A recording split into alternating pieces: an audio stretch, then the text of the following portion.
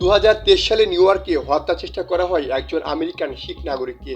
আর এর সাথে ভারতের গোয়েন্দা সংস্থা রিসার্চ অ্যান্ড অ্যানালাইসিস উইং রয়ের একজন কর্মকর্তা ও দেশটির 6 কূটনীতিকের জড়িত থাকার অভিযোগ আবারও সামনে এনেছে ইউএসসিআইআরএফ।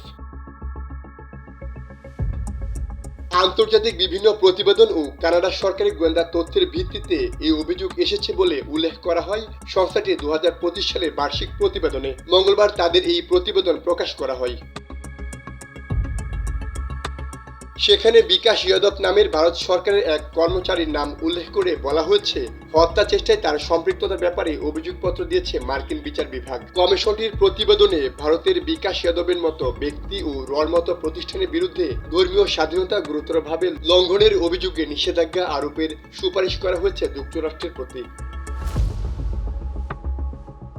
ভারতকে কান্ট্রি ফর পার্টিকুলার কনসার্নস বা সিপিসি এর আওতাভুক্ত করতে সুপারিশ করা হয়েছে ওই প্রতিবেদনে।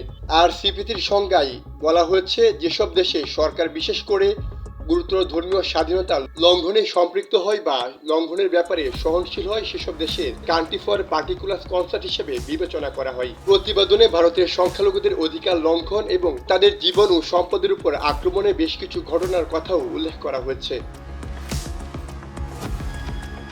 মার্কিন কমিশনের ওই প্রতিবেদন প্রত্যাখ্যান করেছে ভারত। বুধবার সন্ধ্যায় ভারতের পররাষ্ট্র মন্ত্রণালয়ের মুখপাত্র রণজিৎ জয়সওয়াল দেয়া এক বিবৃতিতে একটি উদ্বেগের সংস্থা হিসেবে চিহ্নিত করার দাবি তুলেছে ভারত। দিল্লিতে পররাষ্ট্র মন্ত্রণালয়ের ওই বিবৃতিতে বলা হয়, ওই সংস্থা যেভাবে পরিস্থিতির পক্ষপাতিত্বপূর্ণ বা রাজনৈতিক উদ্দেশ্যমূলক প্যাটার্ন করে তুলেছে এবং তথ্যকে বিকৃত করে পেশ করেছে, তাতে এই বর্ণনাই তাদের প্রাপ্য।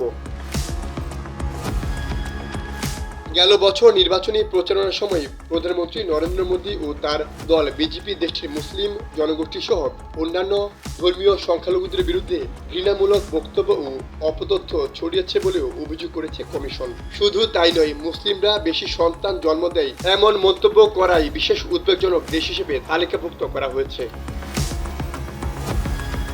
মাইমুন হক খান, সময়ের আলো।